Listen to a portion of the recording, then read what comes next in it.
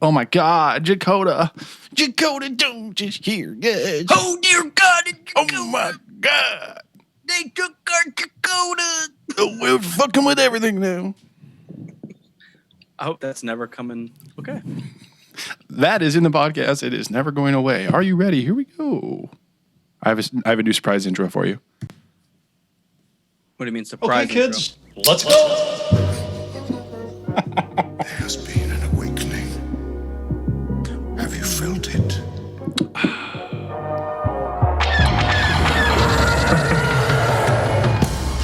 Hello, what have we here? You guys are so funny. Hello. Holy shit. It ain't C3 penis face and R2 dickhead. Hello there. Looking? Found someone you have, I would say. May the force be with us. Fucking A. Nope. Good day, Galaxy Rogue Squadron Podcast. I heard a nope and I got excited. What did you think you heard? I just heard nope. Nope, ain't happening. Can't do it. Commander fucked up the intro. Wouldn't do it. I don't want the Okay. intro to even happen. I don't want it to take place. It's over. It's all done. Nope. In Who are you? the opposite of seriousness, welcome to the show. It's episode 141. This is the Rogue Squadron Podcast. Quite possibly the most annoying and most terrible Star Wars podcast that has ever been conceived by humans. Almost as We're bad pretty as far Star up Wars. Almost as bad as Last Jedi. Almost as bad as you might think that this was produced by Rian Johnson. It's that bad. It's that bad of a show. See, the issue is there's a lot in the running for terrible podcasts, but we know we're terrible. So And we it kinda flaunt it. works. Yeah, we flaunt it. We know it's yeah. We flaunt it. It's like the Sid from Toy Story. We're gonna kick things off. All right. Like we do about the. Oh, you ready? You're that excited to drink? Yeah, let's get a review. But we have something special for of our patron members here.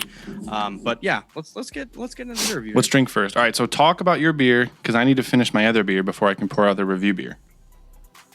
Are we doing? This is a no video episode. No, I'm on video. I'm just not on video for you. See, this is the issue. I don't want you to see. I'm talking to a painting of you and you get to look at my glorious gullet all night. It's stale, bro. All right. What I'm gonna do is I'm gonna take the lazy train straight to IPA City, because I still had some IPAs left over from the Stone pack that I got. I think we talked about it. This is the delicious IPA. You thought it was the gluten-free one? I was thinking that was the name of the gluten-free one. Yeah. But this is just a citrusy IPA with lemon drop and El Dorado hops. So it's just a standard fluffy IPA. Fluffy. I'm excited for it, though. Ooh, I haven't had anything with fluffy hops in it before, so I want to know more about that. It's got hair in it. Padme's hair? Padme. Are you the ghost of Anakin at Return of the Jedi shouting for Padme? I love you, my lady. That his voice is gone because softer than sand. Softer.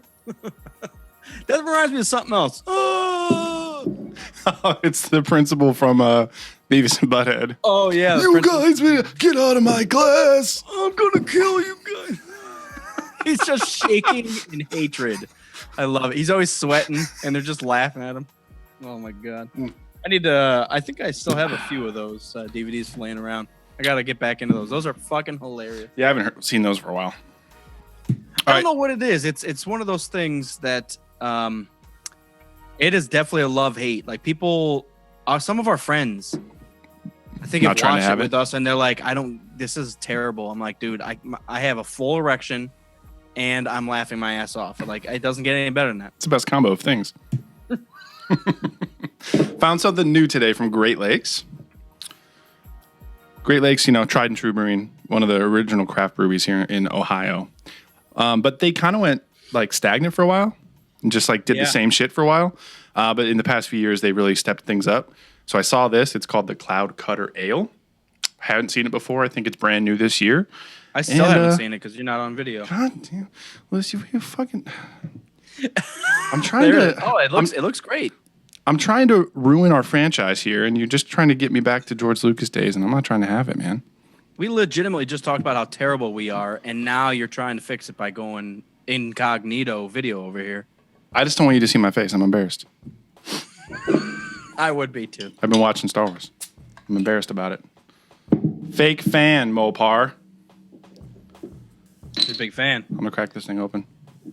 I'm excited. I do have, now that you say Great Lakes Brewing, Glass Armor sent me, this was like 2 years ago. She sent me, I think, the top 50 breweries in the United States. Oh, by volume, sales volume. Oh, so like biggest. Yeah, so let's see here. I'm going to run through let's do top 10 here. Top 37. Top 10. Yingling is actually number 1. That makes sense. Boston Beer Company, which I'd assume would be like Sam Adams. Sierra Nevada. I thought you were going to say, which I assume is from Boston. I would assume so. Stop laughing about Sierra it. Nevada at number 3. New Belgium at 4. Duvel is at 5, which I'm actually I did not think Duvel would be that high. Yeah, that's interesting. Gambrinus, which I've never heard of, but I guess it's Portland area. Bell's is at number 7. Solid Bell's. Fuck yeah. Stone Brewing's at number 8. Yeah. Canarchy. I like that. I'm saying it like that because the can part of it is all uppercase and then archy is lowercase. So like anarchy. Canarchy. Like anarchy. I get it. And then rounding up the top 10 is Deschutes, which is always very solid. I guess. Oh, Great Lakes is number 20 on the top 50 list. So I was really happy with that. Mm-hmm. But running through the last little bit, I see Sweetwater's at 15, Harpoon is at 18. But there's a lot of beers that we've had that I really wish was like further up. Flying Dog, I wish was further up. Mm-hmm. Like yeah. I'm happy and upset with this all at the same time. I guess it's got to be iffy though, because if you get too big, then you run the risk of not keeping what made you awesome in the first place. You know what I mean? You're gonna sell out and get distributed by Budweiser or some shit. That's what happened to Magic Hat. Me and Tommy Boy love Magic Hat, and then as soon as they got bought out by a major, I don't want that shit. They stopped experimenting and just sold the ones that they had. They fired all the brewers and just hired more graphic designers because their boxes and their cans and everything are always perfect. Yeah. But the beer just don't hold up no more. Yeah. All right, you ready to drink? Trogs is at 30. I'm happy it's even on there. Nice. Trogs is really good. Okay. Yeah. Representing the Trogs glass here. Sweetness representing. I need to bring some more mugs. The only mugs I have here right now are actual brewing mugs, which I have no problem with at all. But I haven't had an actual beer for a minute. Well, you're about to actually have a beer right now. Oh, I actually can't wait. I'm gonna smell sniff test. We always jump into it. We actually did forget about the sniff test. This doesn't smell as citrusy as advertised. I'm not getting a scent at all. I got it now. I had to put my nose in the beer. No, I smell it now. It does smell pretty good. What am I running here? 7.7% alcohol. It says lemon drop and El Dorado hops. Can I drink this now, please? You can. I'm going to keep reading more about it. You can too, can Sam. Ooh, this is good. Always solid. Ooh. This is really good. That lemon is actually... So, okay, let me tell you right now. 99% of the time when they say there's like a grapefruit or some flavor in there, yeah, I'm pretending that I can taste it because I'm not a tasterizer. But this, I can actually taste the lemon drop. So this is very solid. Not that I like the lemon drop, but the fact that I can taste it is I'm patting myself on the back here is what I'm doing. Nice. Bursts of juicy citrus zip across friendly, lightly filtered wheat skies and our high-flying tribute to the historic Cleveland areas. Did you get bored with that story? I was like, I want to know about the beer, not about why there's a plane in the front. From the beginning, Stone has been obsessed with... Since 1899. No, this is pretty good. It's got the citrusy flavors of an IPA, but it's not an IPA. It's not bitter. It's not like extremely hoppy. but it has So some of that they're not citrusy using in the there. citrus to like overcome the bitterness. They're not using it to balance it out. Yeah, it's in there as an actual flavor profile, which is interesting. That's very nice. This Yeah. is I'm getting a standard ass reaction from it. Yeah, this isn't wowing me.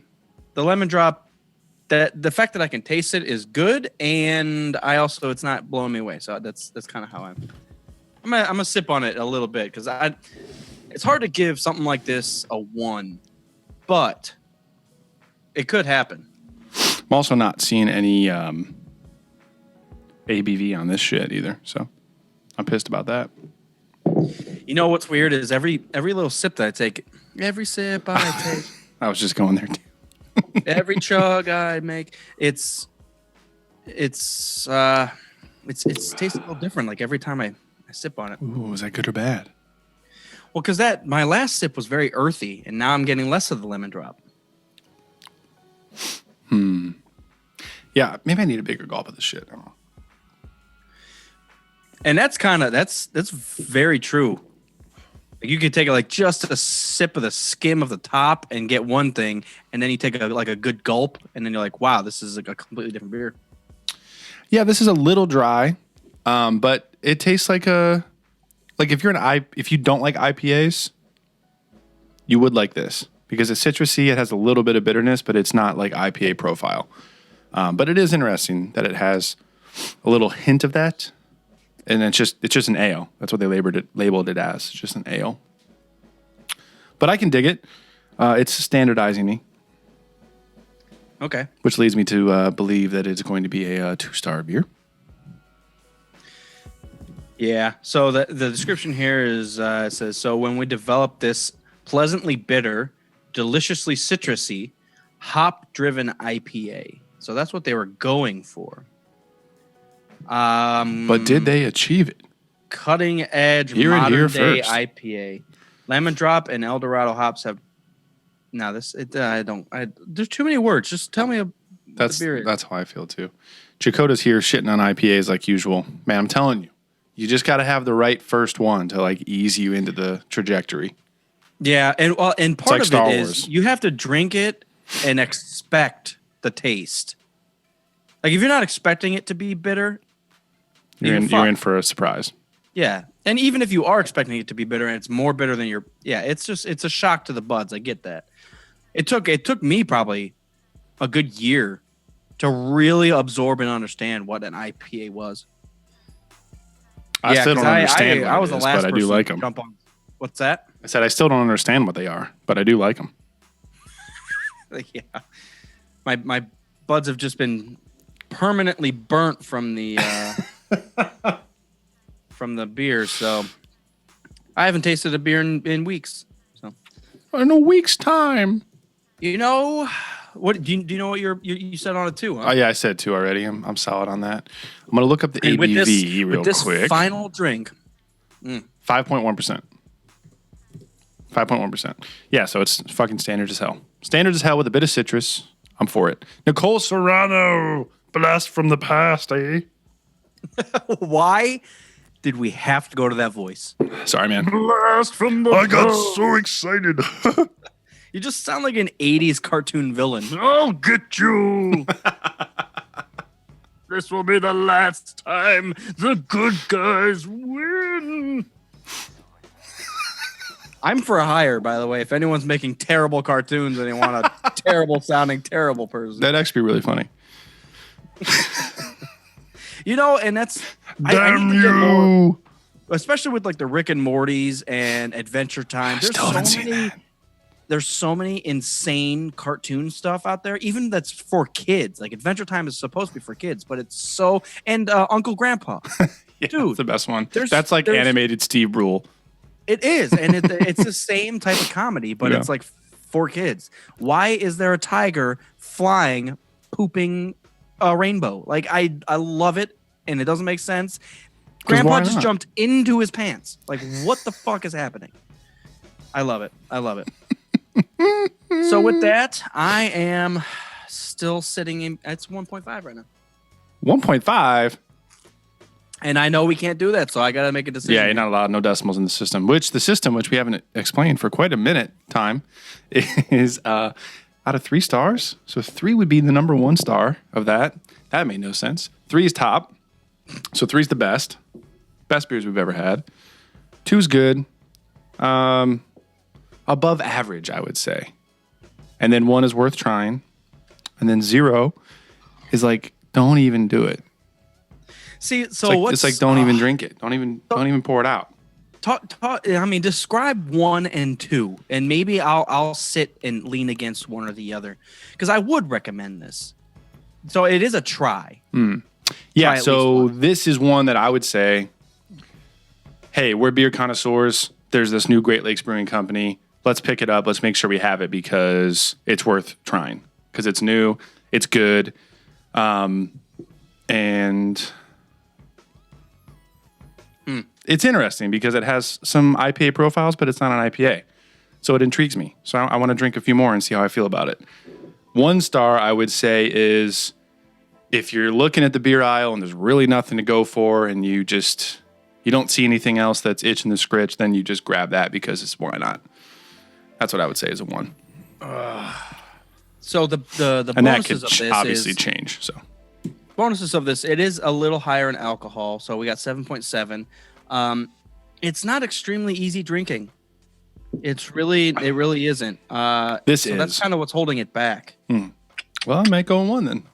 Yeah, I'll go 1. It's been a while since I've been that critical on a beer. Overly critical and never listening. Yeah, I feel What'd you say? Oh, nothing. Just quoting prequels. You know how I do. Travis Dunn, what up, man? Travis finished. Dakota says 0 is just a pickle. No, 0 is a beer with a chili pepper in it. That's what a 0 is. I haven't had a beer with a pickle in it. Maybe that would change my mind too. It'd be worth trying. Pickle ale. Pickle. Pickled. Whoa. Do you like anything pickled? Outside of pickles? I love pickled onions on like burgers or like tacos and shit. Maybe I'll have to try pickled onions. It's just, to be honest, and when I hear, and I do love pickles, but outside of that, if I have pickled anything, it looks and sounds disgusting. Yeah, I've heard that pickled eggs are amazing, but it sounds terrible. Dude, pickled pig's feet and weird shit like that. I can't, I see it in the jar and I'm like, you literally just chopped a fucking animal's foot off and pickled it. Dude, we can pickle that. Is that a Portlandia thing? Yeah, we can pickle that. We can pickle that. Like your house keys. We can pickle that. Yeah, we got 1,000 leftover empty CD cases. We could pickle that. It's so absurd.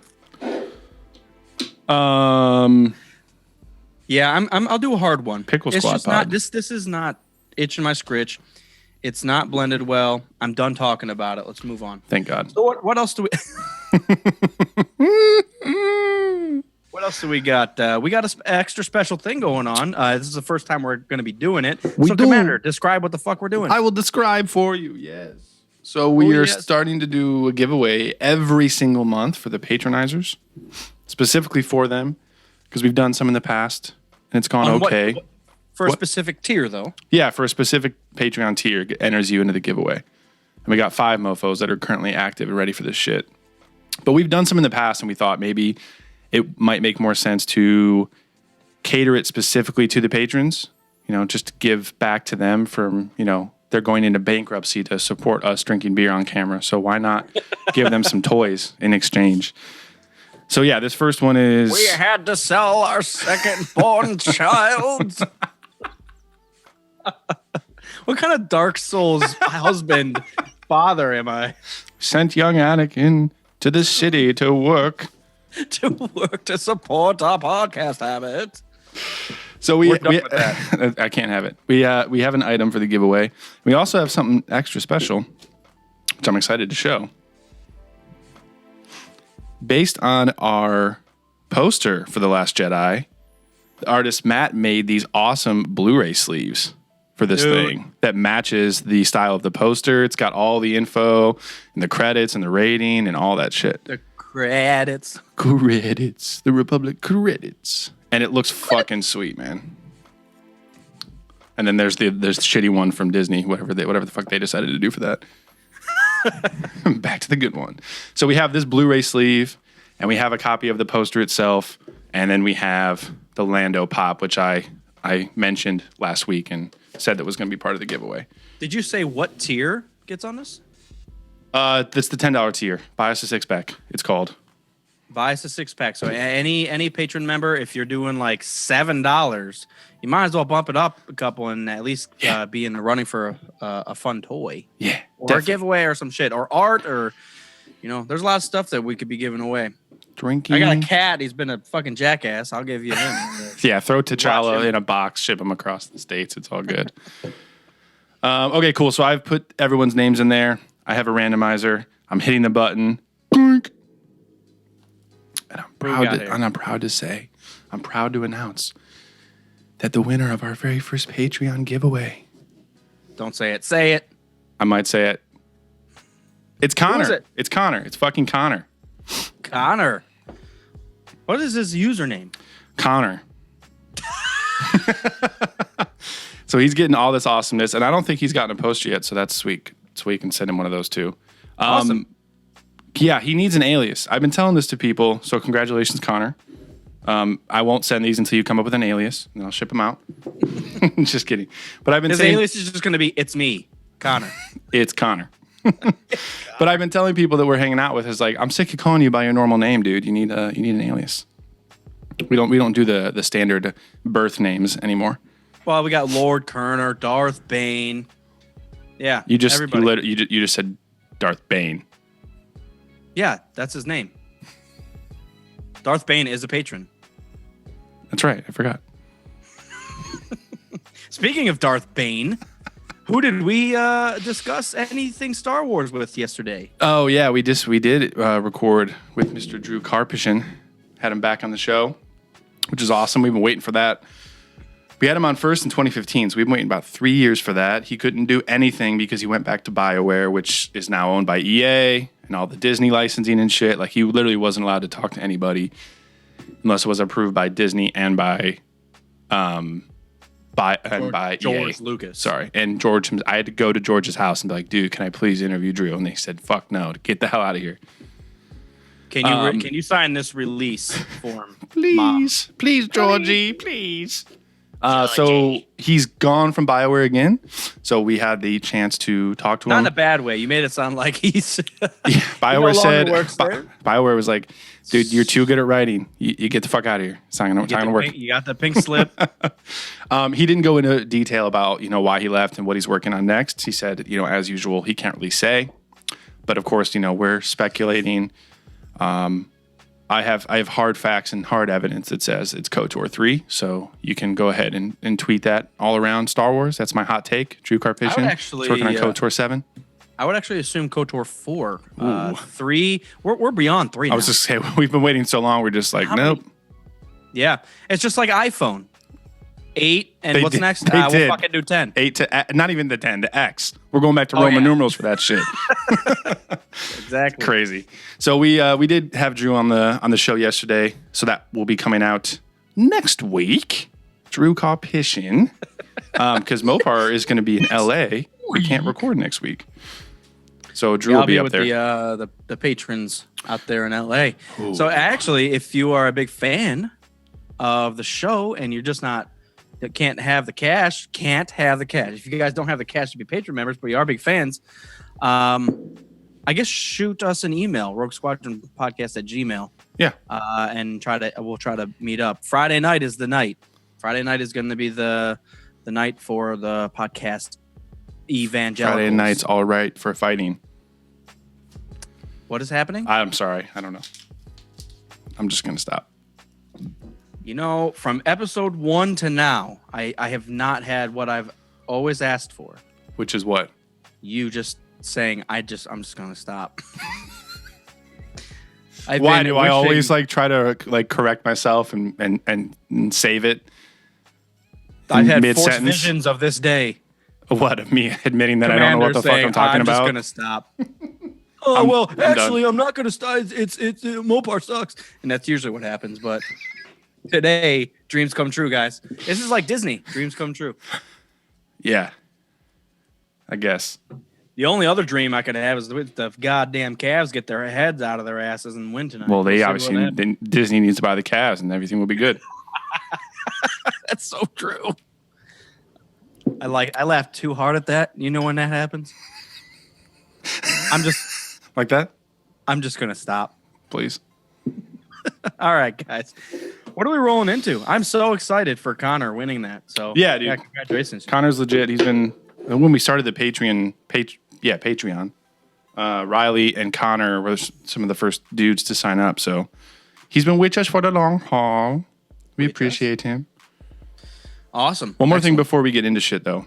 Good, grand, wonderful. We got to remember to do our new segment that people have said that they like, and we're going to continue to do. And it's called Guess the Star Wars Scene.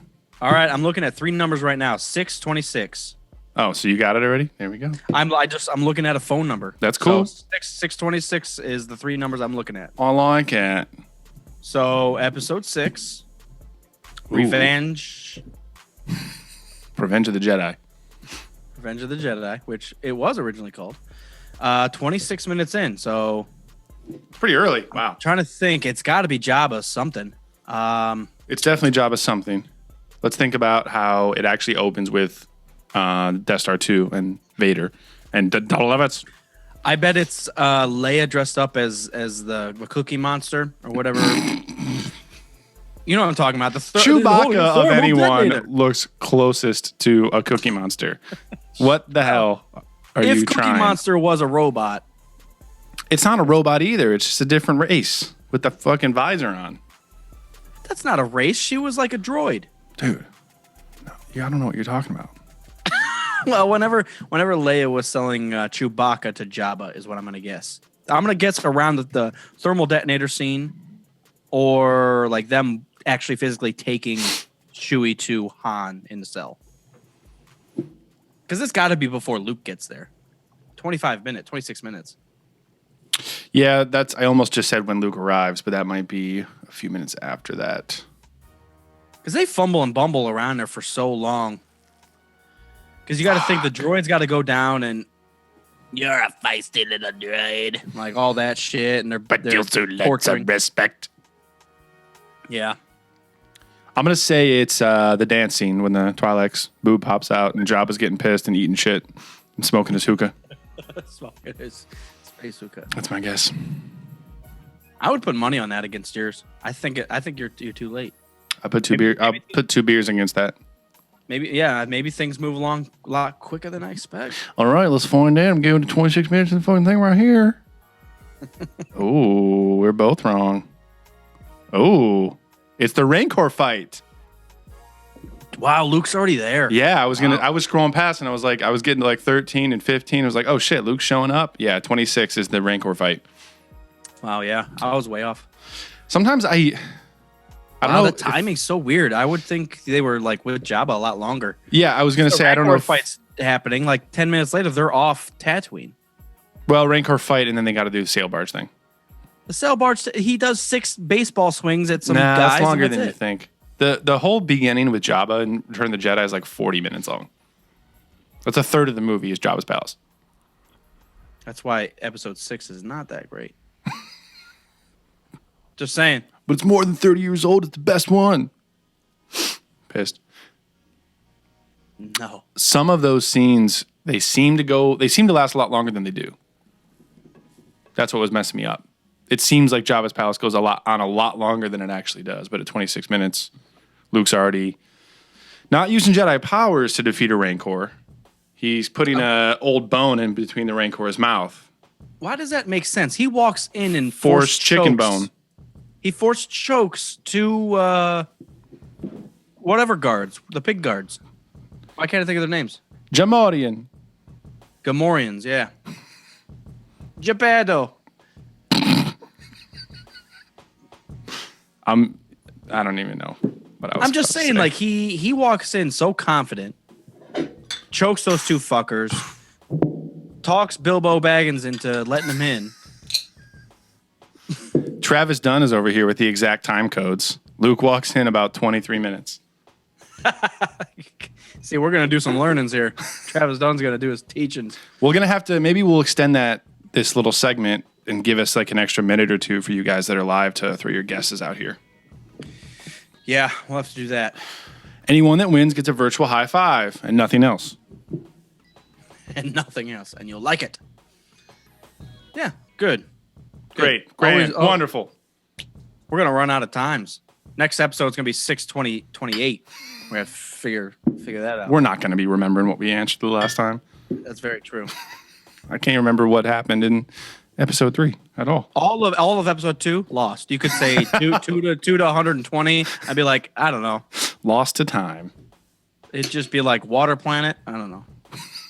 Water planet. Pluto. Pluto. Oh, man. Yeah. So let's. What I want to do is. Yeah, that's it for housekeeping items. What's next? Yeah. Guess what? We're going to talk about The Last Jedi. Mm-hmm. And the reason being is after talking with Drew yesterday, an actual story writer, storyteller, author, he brought up some extremely solid points that like I was taken back because I'll defend the movie even now, but he was making legitimate like this doesn't make sense, and this transition was where everything was lost. I was like, oh shit, you're right. Party on. Like this, like he just made legitimate arguments outside of my smoke theory. My smoke theory didn't come through, but like I get those, and that's why we were kind of trolling on those type of people. But with him seeing it and looking at it from a storytelling point of view, I was like, I can't even sit here and yell at you about that because you're right. I don't know what particularly I want to talk about, but it's okay. I was just trying to think. Yeah, I know what you mean. Like he was doing little things, and he made me start to like point out things like Rey and the lack of depth and the lack of conflict within Rey is just it's like never. Go ahead. I was gonna say I've never been a huge fan of Rey, anyways. It's true, but like what?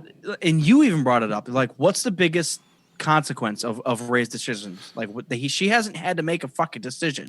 Yeah, I think it's not like not going back to Jakku. Yeah, like it's not like she hasn't gone through some trials and some struggles. But I started looking at what's the consequence of the shit that she has done. And if you look at it, like, what has she lost anybody? If you count Han Solo, he was only there for like a day of her life. I know that was like the whole mentor thing, like Obi-Wan and Luke in 4. I get that. But like the consequences, she didn't have anything to lose from where she began. So it's like 100% uphill slope from here. Well, even though Luke didn't turn out how she wanted, it's not like, I mean, it was just a legend and a story. It's not like if she was related to Luke, that would have made a big difference. Like if like this is my father and I finally found him and reconnected with him and he still shut me down, that would have been a little bigger. But as it sits where she is a nobody and she's not wrapped up in the story or in the family stuff, she hasn't lost anything. Well, yeah, and then when you look at the other side, like think of the most trialed people in that, like who are the people that have gone through the most? Kylo. It's like Kylo and like maybe Poe, because Poe had to learn his lesson about going out just being a trigger happy flyboy. In this movie, yeah, I would say overall Leia's probably gone through the most shit. Overall, then besides maybe Darth Vader, but overall the whole saga probably Leia, because she's seen everything happen. That's a weak answer because she's not the focal point. Like she's probably what 6th, 7th most important in this saga. Well, that's what I was saying. Like not we in get this more movie, screen time but overall with Phasma. That's not true. She flies back into the ship in space pretty fucking quick. There's not a lot of screen time with Leia in this. Yeah, but once she wakes up, she's in there for the rest of the movie. Phasma only pops in for that capture and then that fight, and then she's out. She wasn't in there for a while. We got some comments over here. But the fact that you're arguing about that is an issue. No, I was just saying. Phasma. I was just saying overall in Star Wars, Leia. So Anakin's number 1. Yeah, and then I would say Leia has seen like Obi-Wan's she had to, number 2. First of all, she's adopted, so she didn't know her real parents. Her entire Hipster's number 3. Greedo is number 4, 5, and 6. Leia saw her entire planet blow up. She didn't know who her fucking parents were. She found out that Darth Vader's her actual dad. Her son turns traitor and like destroys fucking everybody, kills her ex-husband, almost kills her.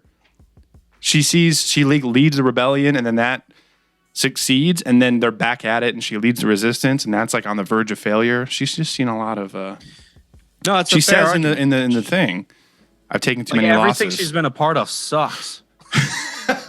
She's making some better choices. It's like I'm gonna go with the First Order this time. What do you mean? She needs to make some better choices. Like, fuck this resistance shit, living in a bunker. I ain't having that. I'm going to go chill out with Snoke. He's got robes and everything. He's doing it right. You can be hero of the empire.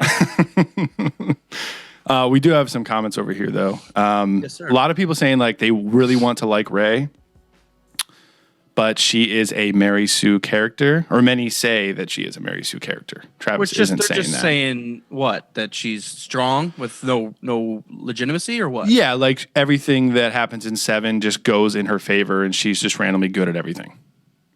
Well, and we've mentioned that a little bit before. People might see it that way because she hasn't even been like conflicted with anything. Her biggest confliction has been trying to turn Kylo over, and she doesn't.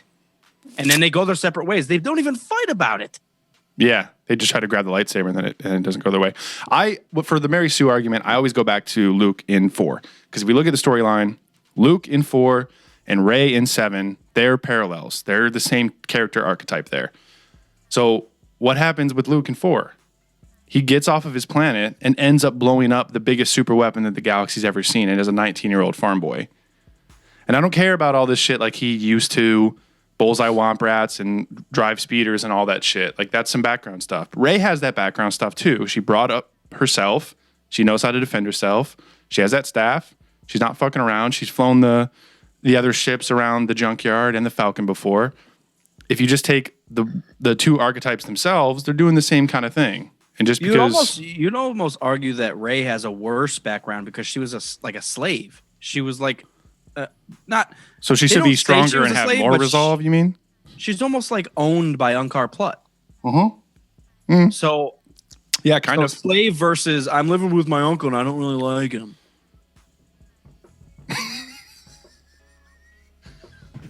Yeah, it's funny. Yeah. I mean, Rey's had to go through a lot more shit, I think, than Luke. At the point, if we take it at the point of 4 and at 7. Well, until his aunt and uncle get burned to death. Yeah. But that almost, I mean, and that's part of the storyline is that it just catapults him into the rebellion. Amber's talking shit here. She says, Rey likely had a lot heading her way, and then Rian Johnson shut it down in order to make his connived "you are nothing" comment and shutting down the "everybody has to be special" trope, which I don't hate that. From watching the special features, Ryan did say one thing, and he said he looked at the characters coming out of 7 and tried to figure out what would be like the biggest challenge facing them as they come into 8, which I like because it's a cool perspective to take on things, but I feel like focusing on stuff that was going to challenge them specifically as opposed to what fits best in the overall storyline may have been a mistake because he pushes that a little too hard. Like, it works for Kylo. For Rey, I think it could have made a bigger difference if she was related to Luke or to Leia in some way.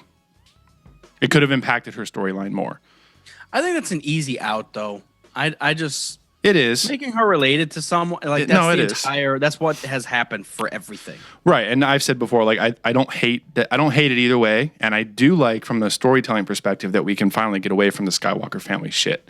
Like, her not being related helps push us in the direction where we can get away from the Luke, Han, and Leia having to be in everything. So that's good. Yeah. I don't know. I just, after talking to Drew, man, he opens people's eyes, whether it's with story of Darth Bane or yelling about Rey. He's the savior we want and the savior we need. Oh, shit. Travis Dunn says, Rey's character has the problem of the parents are nobody, doesn't give her backstory, which is something we want. Yeah, I mean, a lot of the stuff is we as fans of the universe and the details want a backstory for Rey. But as far as the storyline of 7, 8, and 9 and the trilogy and the movies themselves, it doesn't necessarily have to be there. Same thing with Snoke. The issue is I don't necessarily need a backstory of Rey.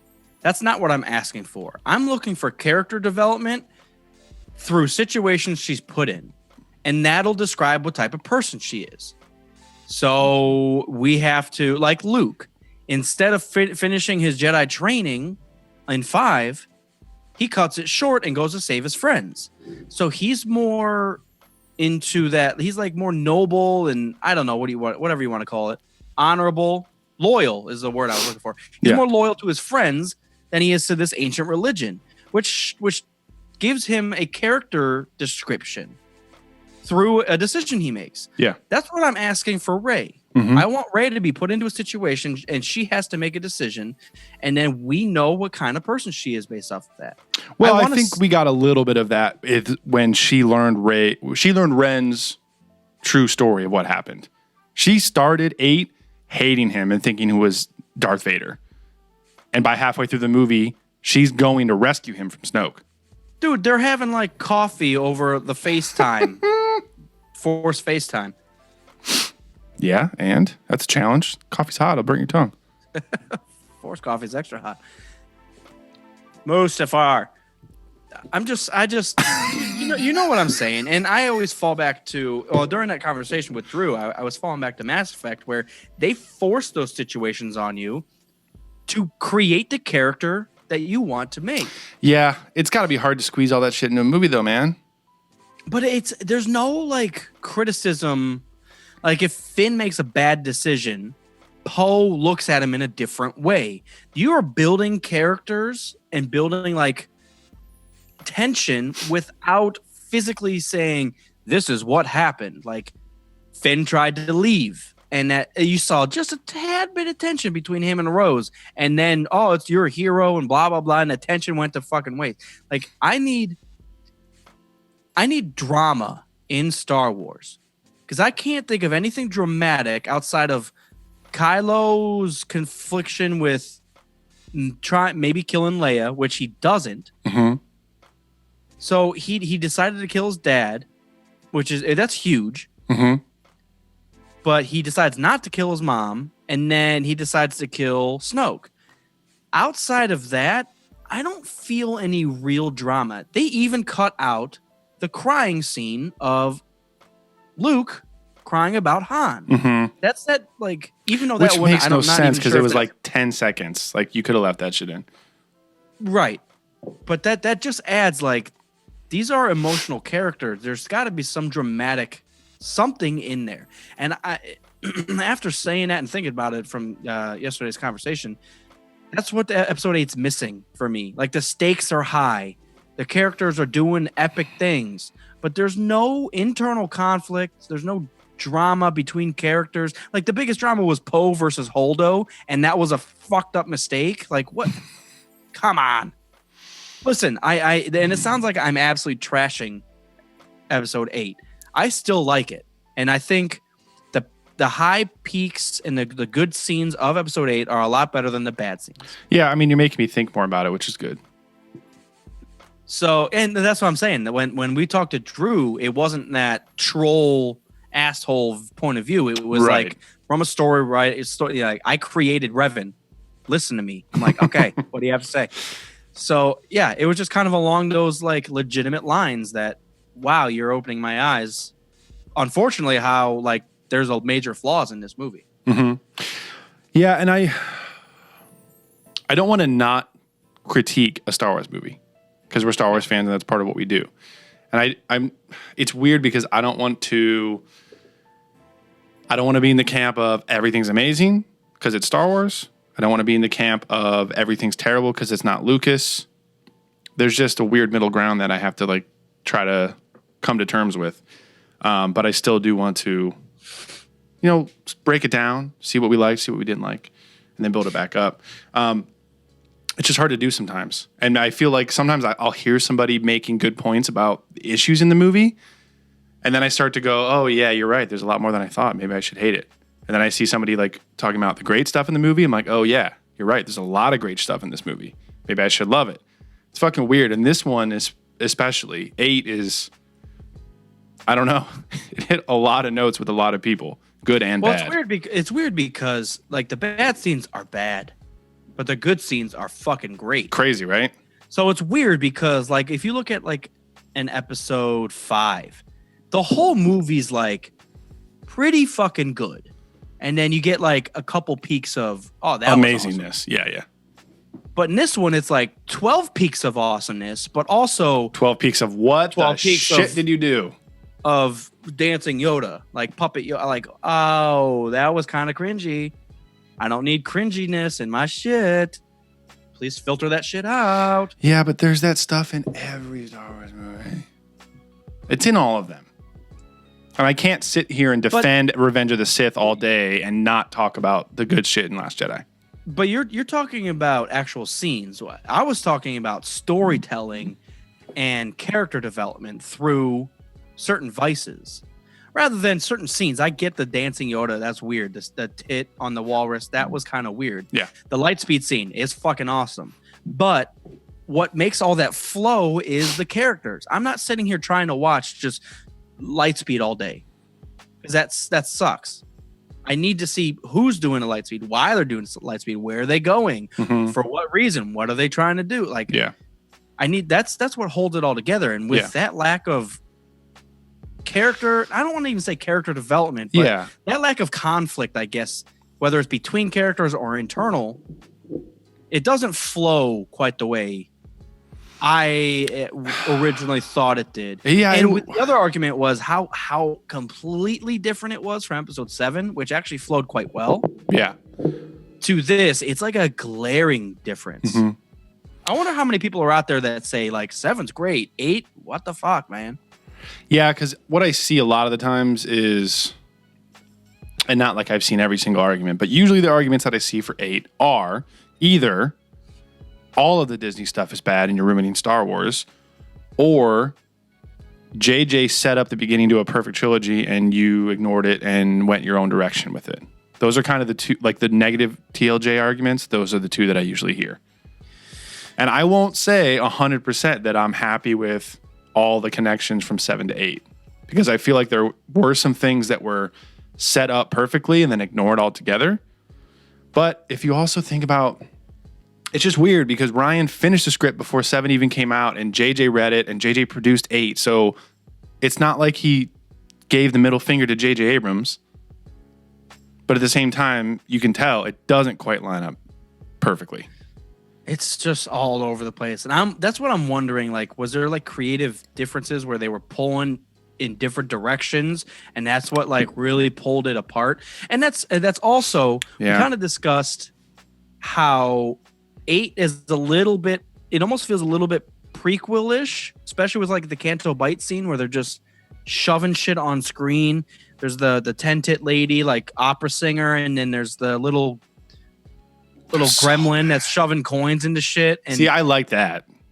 Like but that feels very prequel. And then they try to do all the same time some of very original trilogy stuff, and that's what Drew was arguing. Like sometimes when you try to do both, kind of land in a weird, awkward middle that doesn't quite work. You either do one or the other because they both work. Yeah, so I kind of like that point of view, which makes it extremely difficult to make a Star Wars movie in 2018 because you have half of your fan base wants you to do one, and half of your fan base wants you to do the other. And then half of your fan base is telling you to and then half your fan base telling you to fuck off. 150% of fan base. I was just saying, at the same time, but you're trying to bring on new Star Wars fans. I can't imagine that. So you're trying to do new, old, and new. I can't imagine that pressure. Yeah.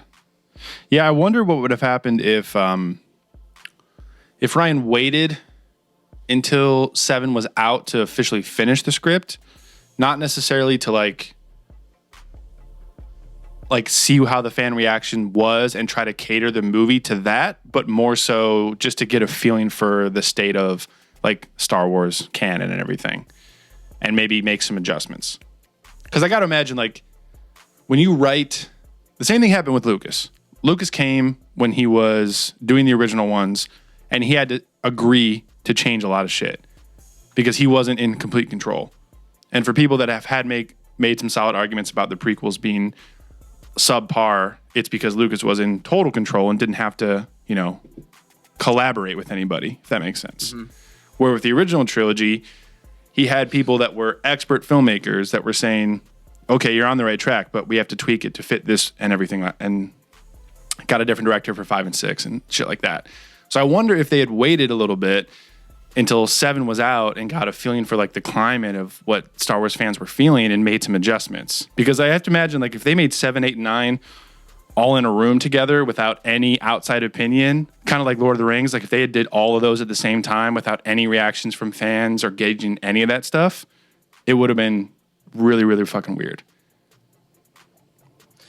Like you have to get some of that. And not to say like I'm trying to purposefully cater this to make everybody in the world like it, but trying to get a feel for what fans are expecting and what their reactions are to the first one that comes out.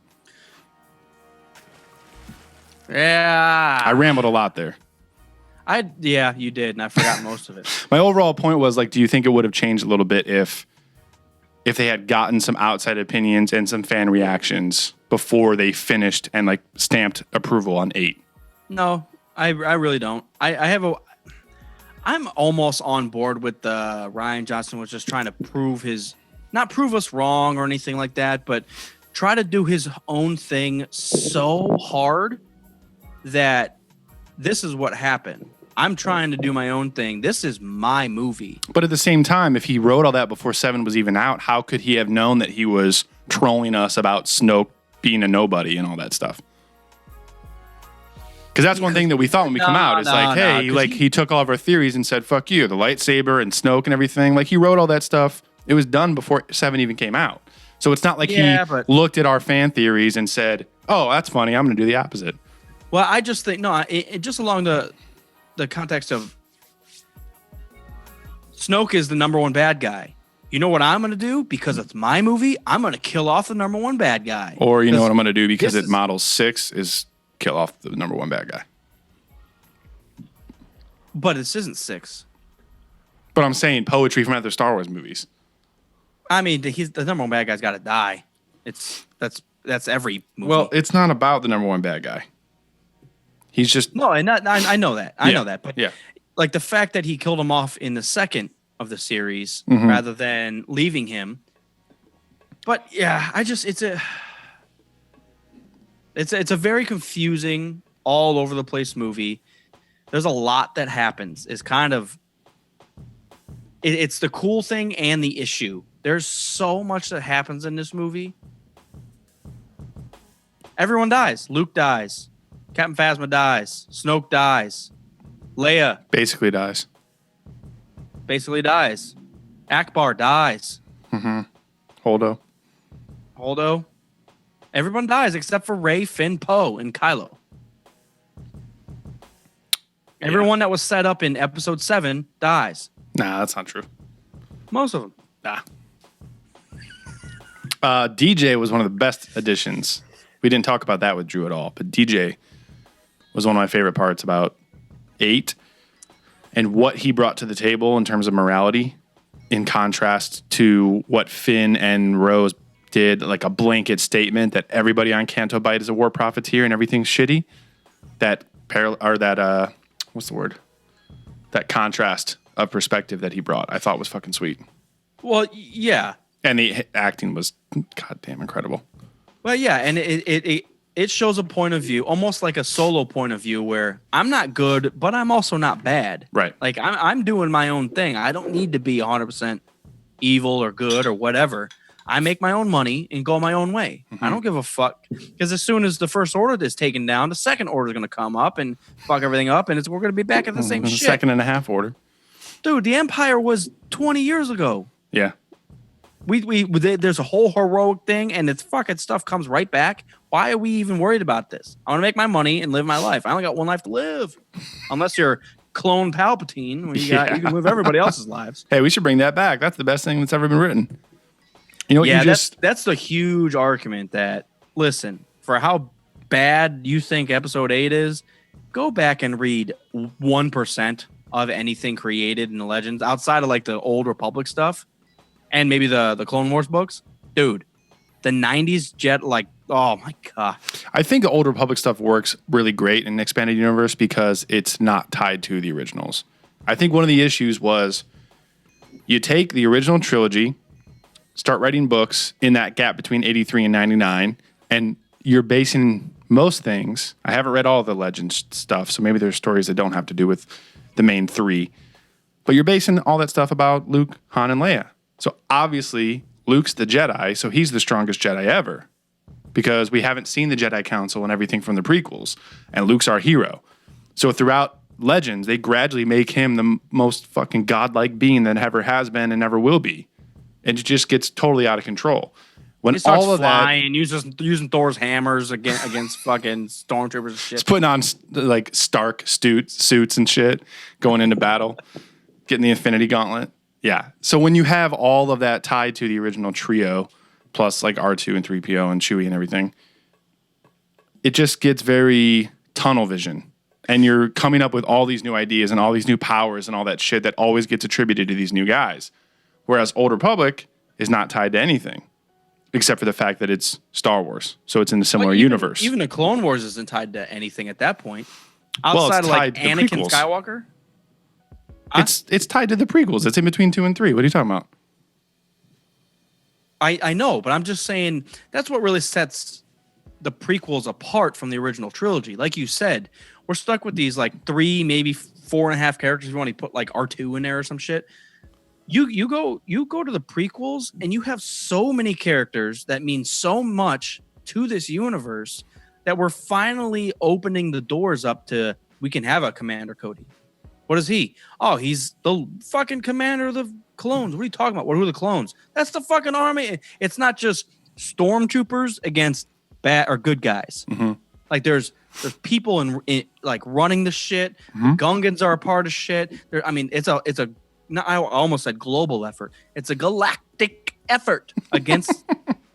It's finally a galactic effort, except in the original trilogy, it's a family effort against the goddamn Imperials. Yeah.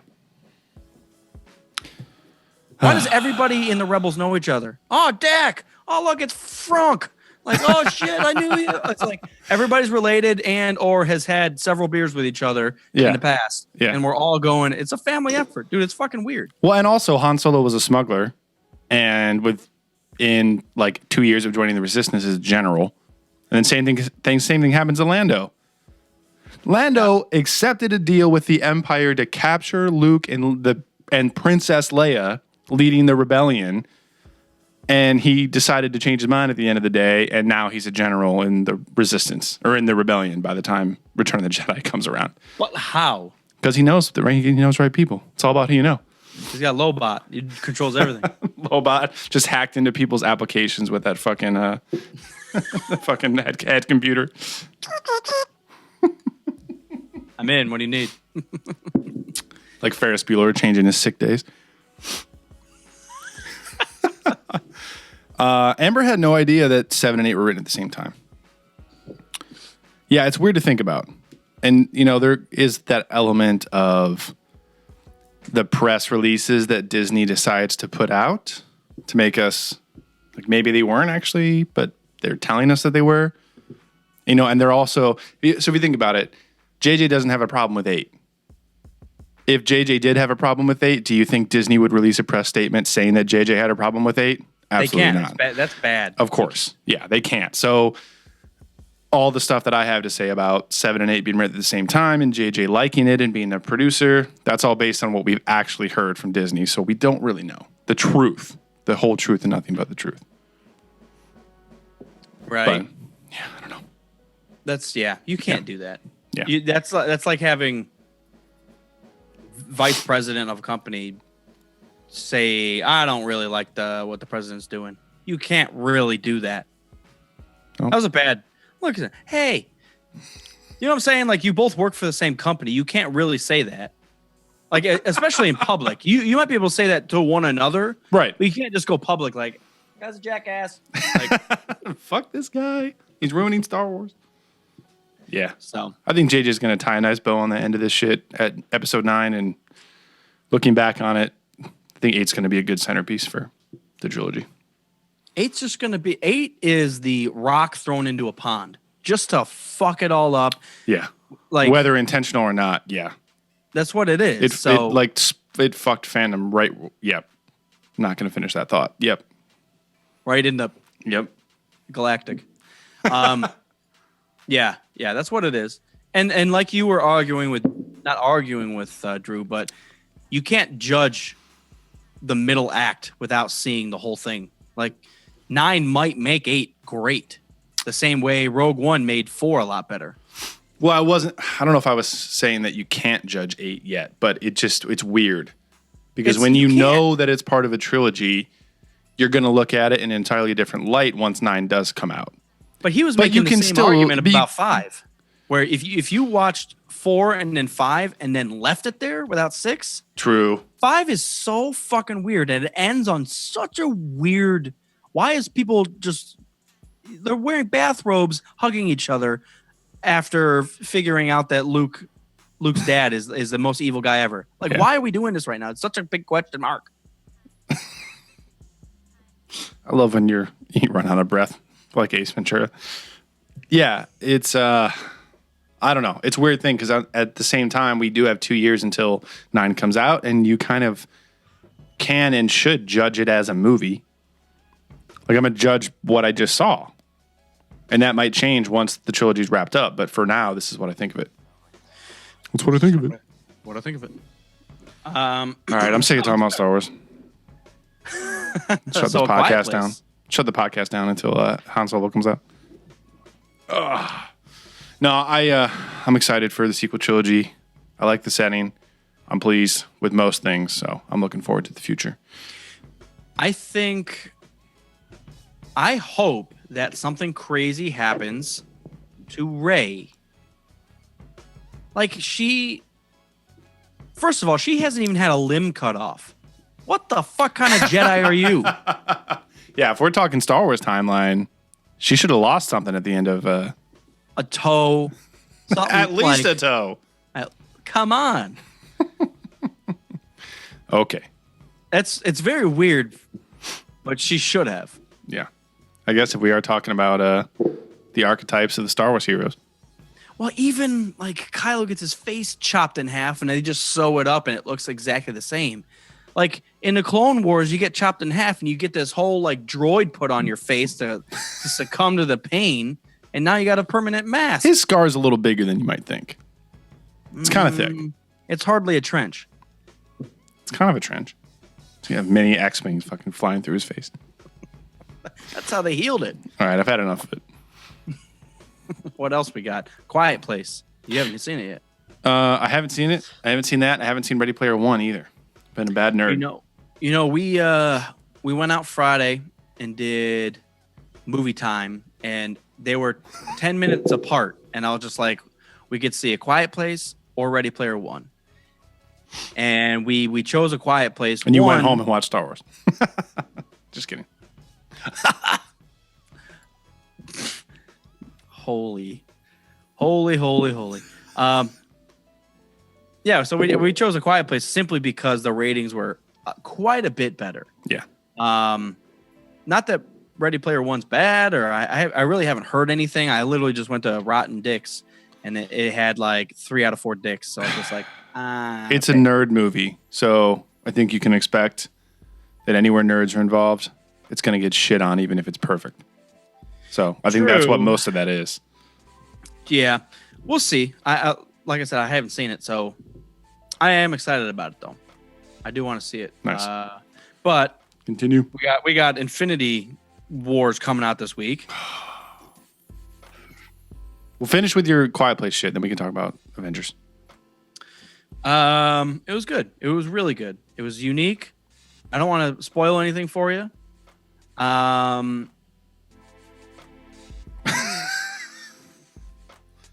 Is this your review? Just silence, because that's what the movie was. Okay, Banjo-Kazooie. I thought it was like Goofy or some shit. Duh. No, I don't want to spoil anything. Like, I didn't know anything going in. So me saying this or that, I don't want to spoil it. But it is, I'll just say it's a very unique movie. They ended it at the right perfect time. They didn't make it too long. They could have easily added another half hour, 45 minutes of just kind of repetition, but that's not what the movie needed. So I thought that they ended it well.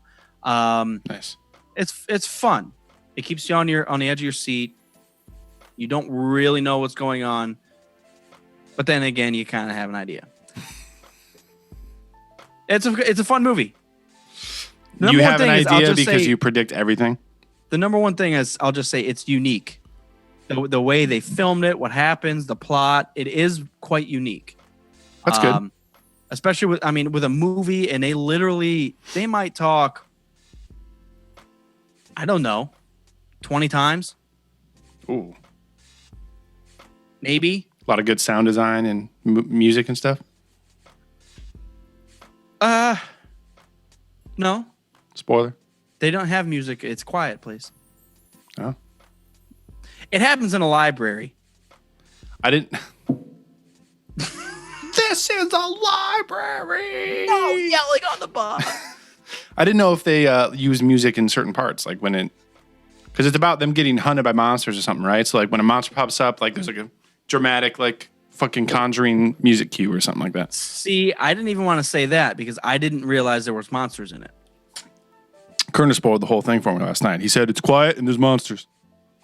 Okay, and that's where I will leave it because it's quiet and there's monsters. Yeah. But yeah, they did it. It's a really good movie. Nice. I really enjoyed it. I wouldn't see it again, but if it's in the $5 bin, I'd definitely buy it. Nice. The $5 bin. That should be our movie review. $5 bin. I'm just saying that. I'm just saying it's not one of those movies that I went out wanting to crazily see. I saw it because it was a new movie and it had good ratings and it ended up being great. Yeah. But like the rewatchability of movies is not that great unless it's something I'm super into. Right. No, I know what you mean. Or if it was just a perfect movie. But yeah, so I saw it. I'm glad I saw it, especially seeing it in the theater. I would suggest seeing it in the theater. Yeah, I'm pissed. I know Tommy Boy warned me for like months and months, but I never saw Blade Runner in theaters. And he said I would regret that, which kind of sucks. I've never seen the first one, so I hadn't either, and that's why I didn't want to go see the new one without seeing the first one. And then I just ran out of time, and then all of a sudden it was gone. But he's like, because of the way it is and how epic of a fucking movie it is, that you should go see it in IMAX. So, I do need to go see, whatchamacallit, Quiet Dick in theaters before it's out. You do? And Ready Player One. And Infinity War 7 times. So much to do. So many things, yes. What else we got? Saiku Shinobi just jumped to the chat. He says this is the Star Wars lore master. What's up, Star Wars lore master? Tell us all about Legends and why it's terrible. I'm just kidding. Shinobi's pissed. Yeah, he is. Not yet. How's your Cavs doing, man? I am not looking at it. On purpose? Yes. Is it like Star Wars fans not watching The Last Jedi? What do you say I'm watching the basketball game? Dude, Canto Bite could have been completely something else. I love how we tried to end it and went to Quiet Place and we're back. Back on Star Wars. Yeah, I'm upset at Canto Bite. It had such potential. Anything with Han Solo? Have you seen any like the newest trailer I saw? And I don't know if we've talked about it in depth, but it was focused on just Han and Chewie and their banter back and forth and them learning more about each other. I thought that was fucking perfect. Okay, so we haven't really talked much about Solo because of what we have talked about, our first initial reactions to Last Jedi.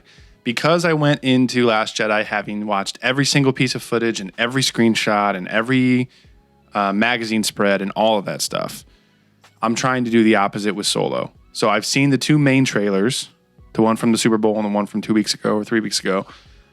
I may have seen some screenshots floating around on Twitter, but I haven't watched any of the other TV spots or any of that shit.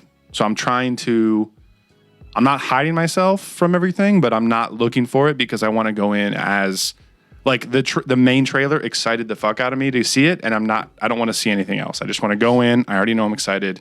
Let's sit down and watch the movie and see what happens. Do you hope that they keep like the guitar? Yeah, I think they will. Stuff?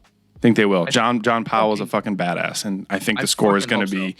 I think this might be one of the best scores in Star Wars. One of the best, not the best. God damn it! I was gonna say it's a tall tale. I said one of the best. There's only 10. There's only 10 of them. One Solo comes out. It's at least top 4. Solo's top 13.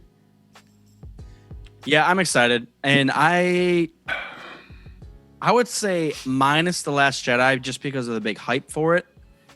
I haven't really done any searching out for pictures, videos, information. Even Rogue One, I didn't really, and it actually helped me out. Like I wasn't speculating, looking at all these people talking shit about the movie that hasn't even come out or anything like that. And it's weird because at the same time that I like it, I don't.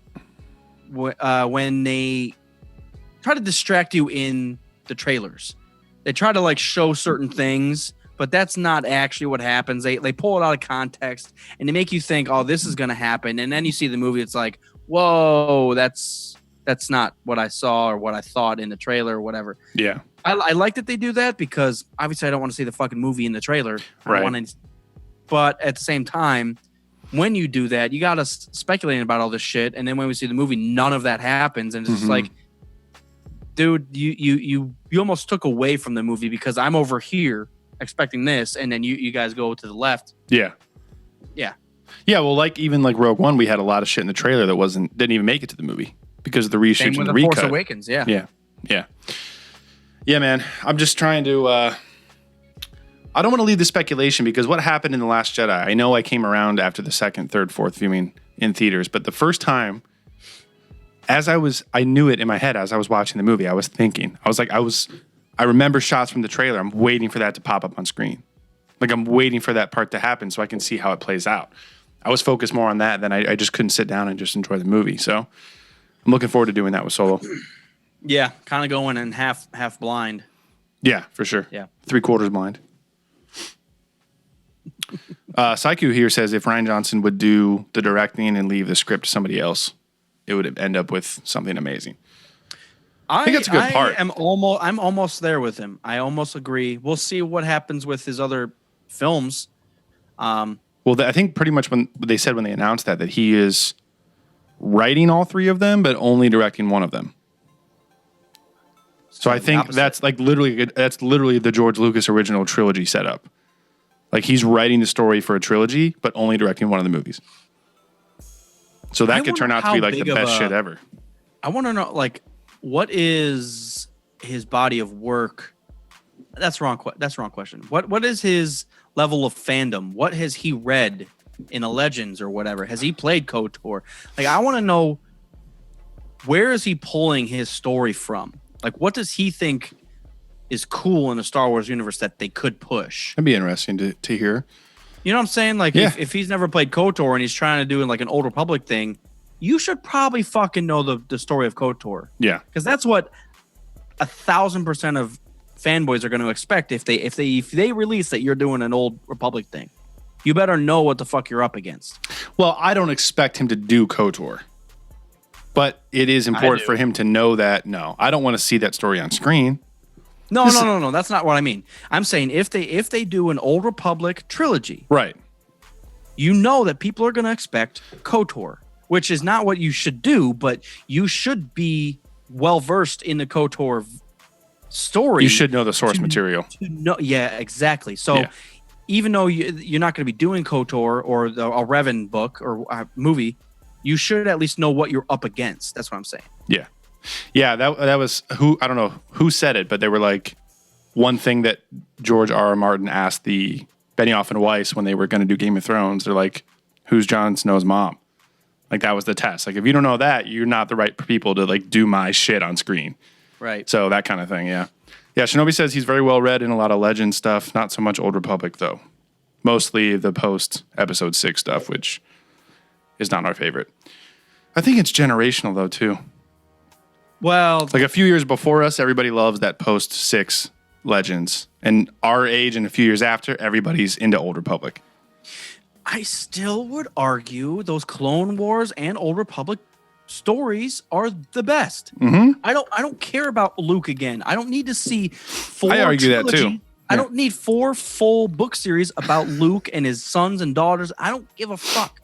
Let's go back because there's so much you can do in the prequel stuff. You can talk about Darth Maul and have a whole Darth Maul book. They mentioned Darth Plagueis once and they did a whole fucking book about it and it was perfect. What? Come on. I know. So I think the template's there. I think with the amount of new directors and writers that they've announced and the fact that they have Marvel as a template and the fact that they have the streaming service coming up, I think they have an empty slate for non-saga stuff to do.